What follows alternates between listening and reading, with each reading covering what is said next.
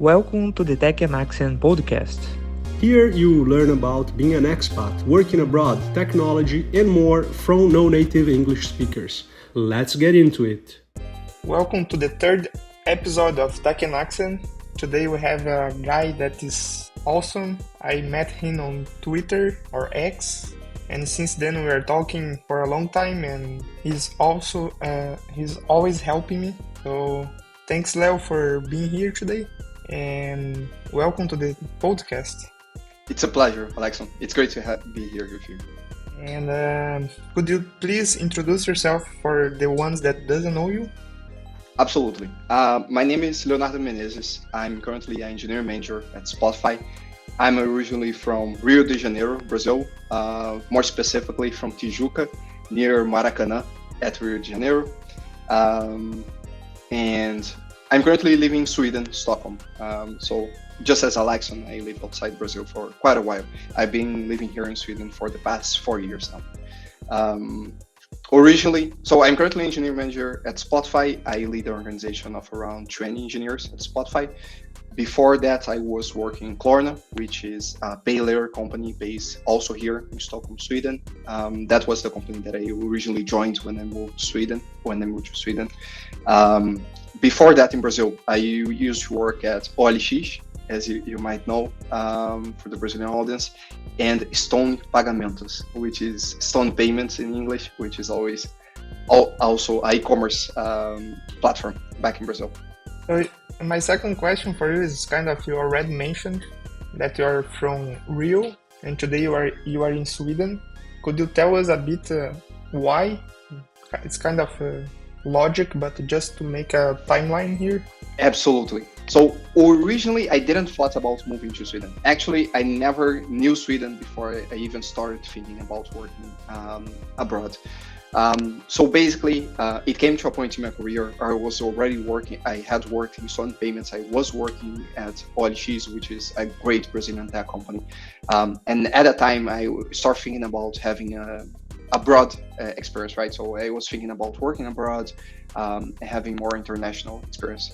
So my original idea is that I wanted to work in any tech company that was exciting, that had scale, that I could do awesome engineering work that was outside of Brazil. So I started looking into opportunities and companies instead of the specific country. So it didn't matter exactly where in Europe the company was based. It mattered more if the company was good or not, and a good match for me personally or not. The first company that fit that criteria was Klarna. So Klarna, for those who don't know, is a pay later company. It's big here in Europe. It's also big in the US. I'm not sure if it's very popular in Canada. Alekson, maybe Yeah, I think now they are with Apple, maybe. I think they might have partnership. So exactly, it is an e-commerce platform. I also worked with e-commerce back in Brazil at Stone Payments, so I thought it was a good match. Back then, it was before the pandemic as well, so the idea was that I could travel to Sweden to get to know the company and do the final round of interviews before moving to Sweden. So I spent around 2 days here in Sweden just getting to know the company, doing some interviews, and also walking around the city. I got an offer from Klarna. And basically my decision was, it's a company in Europe. So I didn't know Sweden specifically, but it was in Europe, which was something I was aiming for. I was aiming basically North America or Europe for moving. It was a good company. It was in a place that was exciting for me. The team specifically that I would be working on at Klarna was also exciting, had a good match with my career.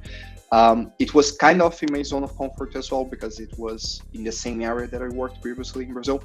So I thought it was a good match from the career perspective. So back then I placed my career before personal goals and personal ambitions of countries that I would enjoy living, let's call it that. So I made the decision purely based on my career, but now I'm falling in love in Sweden. I really like Stockholm, I really like Sweden. So it grew on me during this time. I guess now it's cold and dark. Yes, very cold and very dark. So usually something for people that are not that familiar with Sweden during the winter, and now it's December, so it's definitely during the winter. It gets super dark.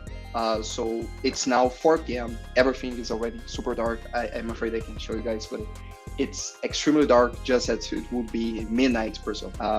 So for me personally, I think you can get adjusted to the temperature. I don't know how you feel about that, Alekson, but basically I think you can wear more clothes, right? You can wear a bigger jacket and you can just handle the weather.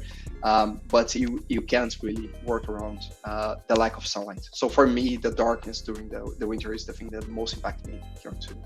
Yeah, I took some time to buy a good jacket. There are 2 cats here that are playing, so if you hear, ignore, please. No, there is. But talking about the jacket and the cold, it took me a long time to buy a good one in Canada. After I bought the good one, like I was, wow, this is life changer. I don't know if you had the same, but the sun, I miss the sun too.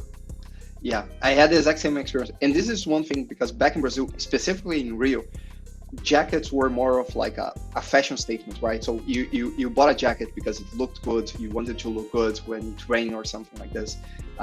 But here, I think in Europe and definitely in North America as well, depending on where you're living, jackets are more of a functional thing, right? So you usually have that black big jacket that is going to be extremely hot or extremely warm, and then you're going to wear that throughout the entire winter, right? So yes, I have one extremely good jacket. That's all.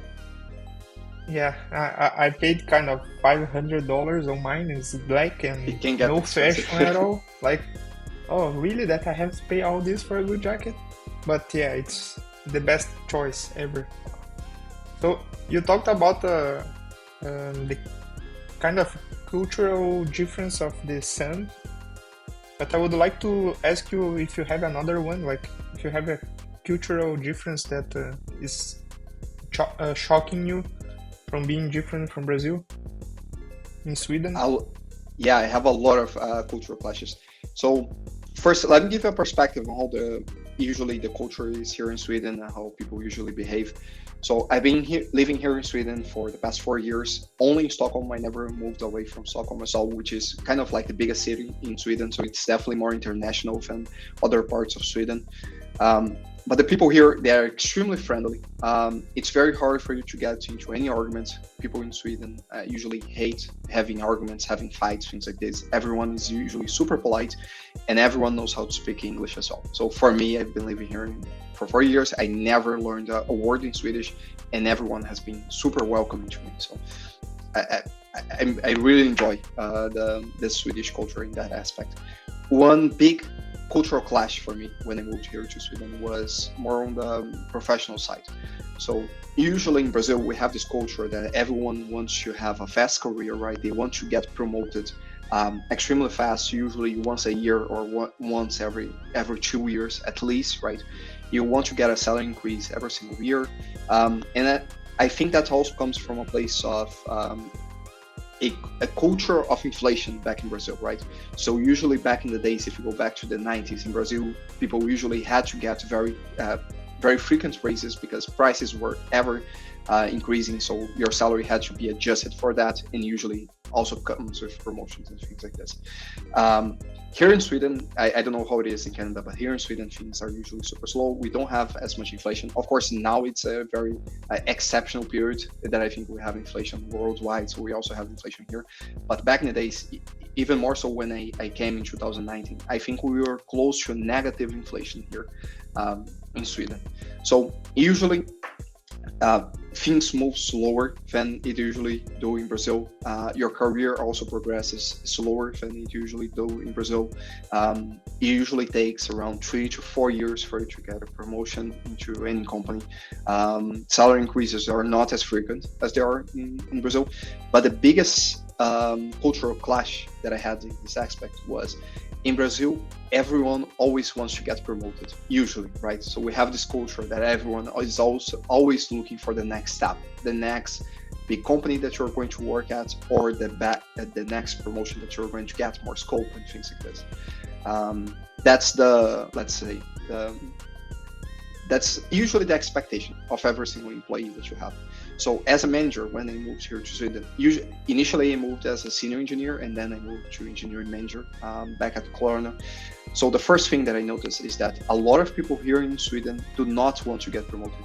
They don't want salary increases, and they don't want more scope. The reason for that being that salaries in Sweden are usually high enough for people not to be worried about the salaries. So especially in tech, so usually people already have an income that is they're already able to do all their hobbies. They're already able to go to travels, vacations every single year. They're already able to fulfill all their life goals of having a house, having an apartment, maybe a summer house as well. And it has also diminishing returns. So usually here in Sweden, we also have very high taxes, especially when you move higher in the income ladder. So a lot of people have made the conscious decision that they do not want to get promoted because they don't want to have more working hours every single week, more stress, a bigger scope, more responsibilities in exchange of perhaps diminishing returns in their salaries. Let's call it that. You're not going to get infinite money if you get infinite scope, especially here in Sweden. So one thing as a manager that I had to learn here in Sweden is that you can't assume that people want to get promoted, and you can't assume that they want to have more responsibility and a bigger scope. So one thing you have to do here in Sweden as a manager is you need to understand every single employee personally. You need to understand their personal life goals. And you need to adjust the career ladder and their progression based on their goals in life. So for example, let's say you have an engineer working in your team. You can't assume that they want to eventually become a senior engineer. Maybe they're comfortable with being an engineer and they want to continue being an engineer throughout their whole lifetime.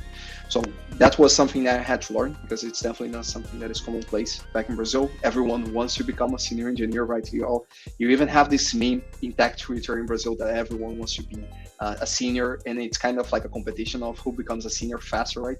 You have people saying, I'm a senior of 2 years, I'm a senior with 3 years of experience. It's definitely not the case in here in Sweden. People like to take their time. They like to be comfortable and take their career a little bit slower as well. But of course, that's because they have also very good salaries. So they don't have to have money concerns in their personal life. And I think that plays a big role in this. Yeah, I learned something new, and I will try to see how it is in Canada, because I never thought about Canada. I know here is less pressure too. But what you are bringing, I never thought before. That's a nice point. So you talked about career and work. So how about the free time that you have? What do you do when you don't have work to do? Yes, that's one of the very good points here in Sweden. Usually, of course, it definitely depends on the company, but usually here in Sweden, you have a very good work-life balance. So people usually work from 9 to 5, and it's really 9 to 5 on the spot.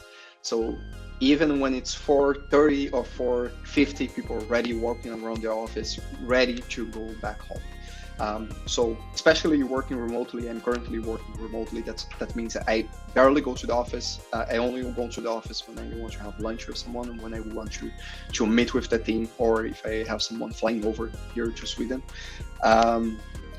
But usually you have a lot of free time because you get off of work at exactly 5 p.m. every single day. And here in Sweden, people really respect their boundaries. So even if their company asks them to work longer hours, they're usually not going to be okay with it unless it's a super exceptional period and they're going to be compensated for the extra time as well. Swedish people are extremely serious about their personal life and the time that they dedicate for themselves every single day. So let's say for fun, what I like doing is I'm currently working on a side project. It's called findamil.ai, where I'm coding a little bit. As a manager, it's always good to have a side project that you can continue coding, right? So I'm doing this project and I'm having a lot of fun building. It's basically kind of like combining ChatGPT with looking for restaurants. So you can type anything like, hey, I want to find all the restaurants that have barbecue and a nice view to have a special dinner tonight. It's going to understand and provide the recommendations. So I'm working on that for the past few months. Another thing that I like doing, sometimes I play football, I go to the gym a lot, and I love playing computer games as well. So back in the days when I was still in university, I used to do semi-professional esports playing. I think that's the word. So I used to play League of Legends back in the days. I still play it from time to time, and I'm always playing indie games in Steam as well. I thought you would say Counter-Strike because you're in Sweden. The king Yes. of Counter-Strike are there, I think. Yes. Are you Back familiar to with Inferno Online? Yes. Yes, it's super close to here. I went to it multiple times. Oh, the Inferno, the map? Ah, no, sorry. There is a very big LAN house here in Sweden that's called Inferno Online, which Okay. which was I'm not familiar. it hosted a lot of esports competition here in Sweden. It's very famous in the Counter-Strike community back in Brazil as well. It's super famous. But no, I'm really bad at Counter-Strike, to be honest. I'm really bad at any shooter game. Okay. I can't aim, apparently. So, do you have a most memorable moment in your life living in Sweden that comes to your mind? Let's see. I think I had a few. So originally when I moved to Sweden, it was November of 2019. So it was already winter, right? And it was a very dark winter, especially that year. So when I moved, it was almost summer back in Brazil, in Rio. I was going to the beach every single weekend. I was traveling places. And then when I moved here to Sweden, everything was super dark and super cold. So my initial reaction was that I made a mistake and that was not a good place to live, of course. But, so that was definitely a memorable moment. But I think the second, I wouldn't say it's exactly a moment, but I would say it's rather a period, is when I started liking living here in Sweden.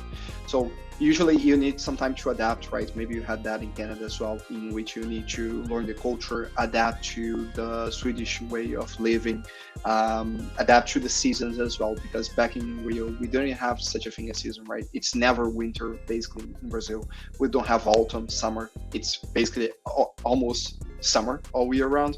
And here in Sweden, you really need to adapt your life to the season. So you're going to have one routine in the summer. So during the summer, for example, it's almost always sun here in Sweden during the summer. So usually in the summer, I travel a lot. I go out a lot. I go to beaches. I go to islands here in Sweden. And then during the winter, you need to adapt your lifestyle to that as well. So I would say a memorable period here in Sweden would be around 2020, 2021, when I started adapting and really getting into the Swedish lifestyle. And when you say travel, do you travel all the Europe or more Sweden and Scandinavia? I try to do both. So I love traveling here in Europe. It's one of the great things of living in Europe is that there's a lot of places for you to visit that are super quick to get to, right? So I usually travel to France. I travel to the UK before, to Spain as well. So it's a lovely time for you to do Italy. It's another great place that I'm planning to go next year.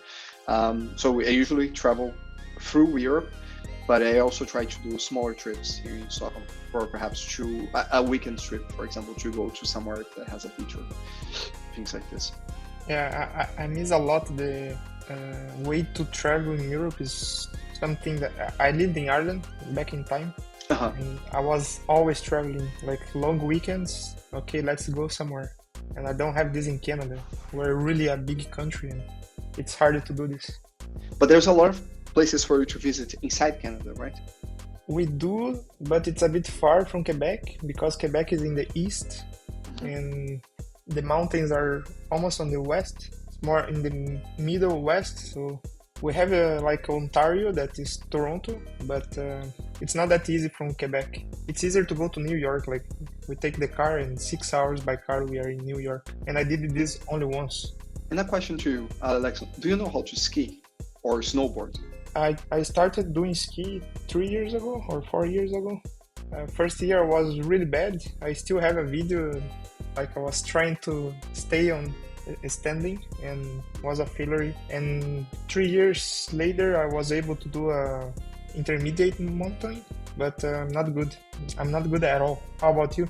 I'm really bad at it. Maybe you can give some tips later. I tried snowboarding before. It was a horrible experience. I fell all the time. I couldn't stand up. It's extremely hard. People usually say it's similar to doing skating. I think it's extremely different. I have skated in the past. I think it's completely different. But maybe you can give some tips later. My wife can give you. She's Nice. from Quebec and she does since she's kid. So she's really patient and she's always waiting for me and laughing sometimes. Like, who is that guy coming? He's so slow. Yeah. So I asked you about the memorable part, and now we have the classic question of the podcast. That is the most embarrassing moment. It's kind of the opposite of the memorable. Do you have one? Yes, I have a few, but I have the biggest one, the most embarrassing one. So when I moved here to Sweden, usually the way it goes is that I had a temporary apartment for the first month, and then I got a second apartment. On that apartment, I stayed for around 3 months, and then I had to move to a third apartment. So that's the thing about Stockholm, it's always super hard for you to find an apartment to rent, and you're usually moving a lot. So what I did is back then I had a lot of luggage. It was around 4 or 5 full luggages of stuff that I brought from Brazil, and I also had a gaming chair. And the thing is, I already met a lot of Brazilians, and I want to move apartments. So one of the Brazilians told me, "Hey, why don't we just get all the luggage, get the chair, we put everything inside the bus, and then we just take everything in the bus." So we were basically moving apartments using a bus as a moving truck, basically. We did that. It worked. We were able to get the gaming chair and all the luggage inside the bus, but it was super embarrassing at the time. But now I look back at it as a super good memory. It was around 4 people just moving apartments inside a bus. So that's one of the things that you usually go through when you move countries, right? So back in Brazil, I had a car. When I moved to Sweden, I initially didn't have a car, right? You need to get a new driver's license. You need to get new apartments. You need to understand how things work. And back then, I didn't even know anyone that had a moving truck for me to move. So I think you usually go through these embarrassing moments when you move to a different country, right? Yeah, I think we have many when you do it. And just I'm curious, did you bring your chair from Brazil to Sweden? I brought a new one. So I moved here, it was 18th of November of 2019. So as you can tell, it was very close to Black Friday. So what I did is, because I brought all my gaming computer from Brazil. So what I did was I had a very big luggage. I disassembled all my desktop computer. I put every single component involved in plastic wrap and things like this. I brought also my 2 monitors from Brazil. So you can tell how much into gaming I am. I brought everything in the luggage. The only thing I also had a desk in the apartment. Most apartments have desks, right? So the only thing I was missing was a good chair for me to sit in and play. So it was Black Friday. I bought a gaming chair. It was one of the worst decisions I made since I moved to Sweden. I absolutely hated the gaming chair. I now have a real office chair. You can see it's a Walmyr. It's much better for the back. At least I do have back pains from time to time, so the gaming chair was a nightmare for me. I have a good friend of mine in Quebec that he really likes the Herman Miller. It's really good. Yeah, everyone that goes to his house make a joke about the chair, like, "Oh, I will not touch this chair; it's too expensive for me." Yeah. So one of the things, I got this chair through the company because I work remotely, but Spotify helps with all the furniture for you to work remotely. But I have found some good deals on used Herman Millers as well. So usually I really recommend office chair as opposed to gaming chairs usually. And if you want an expensive chair like a Herman Miller, you can usually get it secondhand as well, if that's something you are open to. Oh, that's some. Oh, That's the nice. time. So it's a good thing to know. I actually want a chair, and also I'm trying to buy a better bed. And there is a bed called the 8-pod, I think. 8-pod. Let me look it up. Yeah, it's the bed that I most want, because in Canada during summer, I don't know if you have the same problem, but here in summer I cannot sleep. It's too hot because the house is made for the winter, and we had like 2 AC on in the house. That's a small apartment. Even with AC, it's horrible. It's too hot, and the 8 pod, you can control the temperature of the bed, so you can stay like, okay, this is the temperature, and I will sleep on this temperature. So this is one of my priorities to buy. Nice, it's really good. I looked it up. It's kind of like an air conditioner built inside the bed. Is that it? Yeah, it's kind of I don't know how to say this in English, but for the Brazilian ones that are listening, the lençol térmico. So you have like water bed that makes it cooler. Nice, really good. I didn't know about this one. I'm definitely going to check it out later. Tim Ferriss talked about this a lot a long time ago in his book, the one with interviews. He suggests another bed, but this one is new and it seems better. And I'm not sponsored by them, so it's really something I want to buy. Nice. So we talked about today, the past. How about the future? Do you have any goals that you want to accomplish next year? So let's say next year, personally, I definitely have goals inside my career, but as moving abroad, one of the things I want to do is I want to get my driver's license. So this has been one thing that I've been postponing a lot, because I live here in Stockholm, and in Stockholm usually people don't have cars because you can't really park them anywhere, not even apartments or buildings. Usually they have places for you to park inside Stockholm.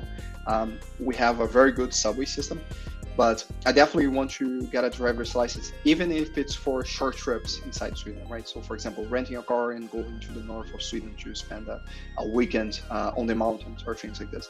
So that's a goal that I have for next year. Did you have this in Brazil, or first time having a driver license? No, I drove a lot back in Brazil. Okay. Yeah, in my case, I didn't have, and I learned how to drive in Canada and during the snow. So it's a nice story that I have. I have a fun fact about this because I already started getting the driver's license here in Sweden. So one thing that you need to do is basically called a risk training that you go through here in Sweden before getting the driver's license. So on the risk training, they put you inside the car. The car is kind of like tied up to a machine, and then they turn the car 180 degrees. So you're basically upside down inside the car, just hanging by the seat belts. And then you need to train how you're going to get out of the car in case the car falls to the side or falls to the top. And is the process like long, or is like in Brazil that is really fast? It can be fast. So basically, we don't have any mandatory hours that you need to do like in Brazil. So for example, in Brazil, I think you need to do 80 hours or 100 hours of theoretical lessons and then training 50 hours of practical lessons. There's no such a thing here in Sweden. If you just want to do all the exams, you can. But in average, I think it takes around 3 to 6 months for you to get a driver's license, depending on how much experience you had in the past. Okay, because you had experience, you have only 3 months. Yeah, but the thing is, I'm still in the process, and maybe I want to get some lessons as well, because just as you said, I never drove in snow or things like this, so I want to get some tips on how to deal with that. Yeah, sorry for that. And, no, absolutely not. It's a very good cat. Thank you. He's the baby boy. So we're almost to the end of this episode. We have 2 more questions, and this one is, if you have one question that you think I should answer, and then I make the final message from your side to finish the episode. Cool. One question that I have, based on everything that I talked about Sweden, how similar do you think it is when compared to Canada? Do you think the culture is somewhat similar in Canada? Do you think like the way of living is similar to Canada as well? Or what are the biggest differences as well that you can see? I think it's similar. I'm not sure how much. Like, it's really similar, the part of everyone making enough money that you don't need to rush. Like, I kind of forgot that in Brazil we used to have every time like promotion. Here is more like even I was talking to a friend that he was a bit not happy because he was not promoted. So now it makes sense listening to your story and listening to his story is like, okay, makes sense. Maybe it's not something that we should wait for all the time. So this is really similar. The sun is really similar. It's the most painful part of Canada is not having the sun, and people in Brazil, they don't understand it. It's really hard to have like a dark time during 4 p.m. or 16 time. It's really hard. Like I need my sun back, and also we don't have beach. I think you do, and it's easier for you to go because you take a flight and you are in Barcelona or any place in Europe. It's really close, but for us it's not that close. We have Florida. It's 3 hours from flight, but it's not cheap like in Europe. So this is similar. What else? The cold. I don't think you have the extreme cold, or do you? It can get around minus 16 degrees here in Sweden, but I think it gets colder. Yeah, that's at least in Stockholm specifically. If you go to the north of Sweden, then like you can get to the Arctic Pole. It gets extremely cold up there. But here in Stockholm, because it's closer to the sea as well, the maximum that I've seen is around minus 20. Okay. Yeah, so it's not that bad compared to here. Here get minus 30, so I don't recommend it. Yeah, that's my opinion, but maybe I'm wrong. I need to go to Sweden. It's one of my favorite spots that I know from internet, and I have to go. I'd love to welcome you here. If you ever come, let me know, and I can get you to the best places here in Stockholm. It's a really nice country, and you can visit super fast. I think like a week or 3 to 5 days. I think you can visit most of Stockholm specifically. I don't know if I talked to you about Crisp before. No, you probably know Crisp. I can't recall at least. Some guys from Spotify, they are not in Spotify anymore, but they created the consulting school, or I don't know how they call it. They always have like courses, and I really wanted to go and learn with Henrik Kinneberg. That is the guy that created the movie about Spotify engineering culture with the hand on YouTube. So he does courses there, and I really wanted to go there and learn with this guy. And he's a gamer too. I really like him. I'm not familiar, but please send me on Twitter later. I'd love to check it out. I will send to you. So we're close to the last part of the episode today. That is a final message that you would like to give for everyone. Final message, I would say, is if you think about ever living abroad, I would urge you to try to do that as quickly as you can. So usually a lot of people, especially in tech, we have this amazing opportunity that is living in different countries, which is not something that every single career has, especially nowadays. So I think if you don't want to live abroad, of course, that's completely fine. So I think you can make an extremely good career and have an extremely good life in Brazil. It's still my favorite country in the world. But if you want to ever work abroad, if you want to have the experience of living in a different country, I'd urge you to try it out as quickly as you can. I think a lot of people, they try to create this mental barriers of like, I'm going to work abroad as soon as I have a good English or as soon as I have a good accent. I think Alekson talks about this a lot. People think they're not ready yet on their career or their English skills, for example. Or people usually think in the future they're going to approach this, but they want to get some time in Brazil before that. Usually what happens is life gets in the way, right? As you grow older, you're going to have more responsibilities. You're going to have more responsibilities with your family, usually. Maybe you're going to start your own family as well, and that is only going to make moving to a different country harder. So my advice for everyone is, if you think about moving abroad, I urge you to try, even if it's only for a year or two, just to have the experience of working outside of Brazil, to use this opportunity, this amazing opportunity that we have given the current tech scene. And also to follow, if you have any questions regarding how it is living in Sweden or how it is living in Canada, I'm sure you can reach out to Alekson. So Alekson writes a lot about living abroad. And I'm sure if you have any questions, you'd be happy to answer those in Twitter or on private message. I'd also feel free to send me a message if you have any questions regarding moving abroad. I'd love to help everyone from Brazil that wants to live abroad to do so. And how do people find you on internet? Because I think they have to do it. They have to go and follow you because you have amazing content. You're too kind, Alekson. My Twitter handle is LT so LT Menezes. Okay, please, people, do it. He is sharing some nice content. And talking about your project, I need to use that today because I started to do a new lifestyle of eating really clean, and I need to find a restaurant that has really clean meals. So I will use your project. So let's share it for the people too. So I will add it to the description, the link to the project. Awesome. And please give me some feedback as well, Alekson, because that's one of the edge cases that I'm working on, getting people with food restrictions good recommendations. So let me know how your experience was.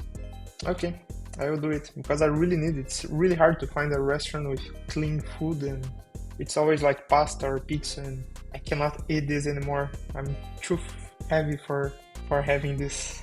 For me, and that was the reason that I built this project as well, Alekson. So one thing about me is I love barbecues.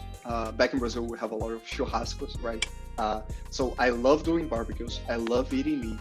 And it was extremely hard for me to find restaurants that had good meat dishes here or barbecues here in Sweden, because it's not a popular thing, as you can imagine.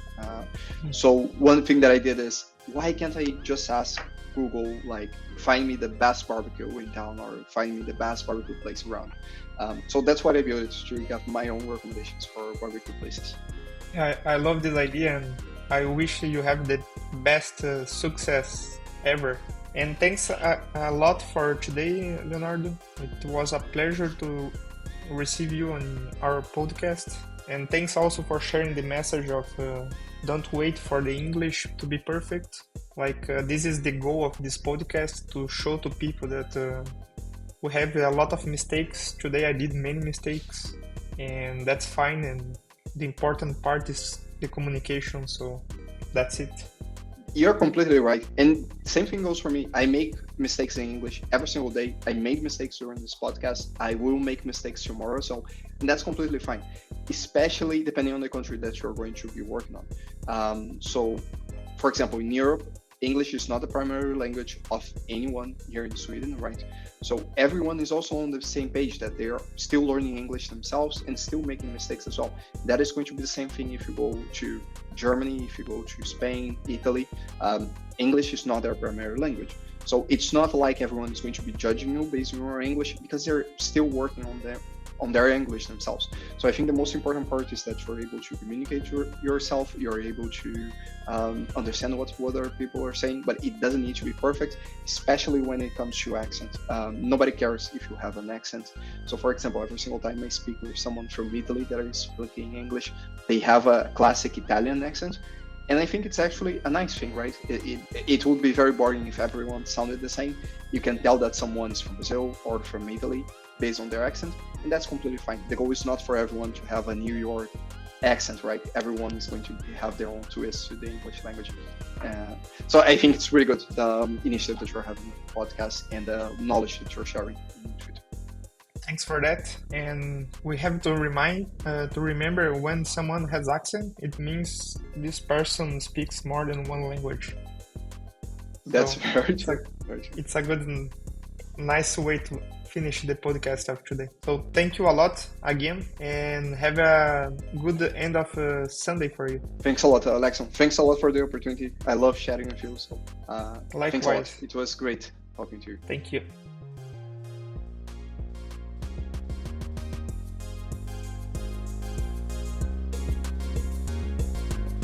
This podcast was edited by Ralf Carneiro.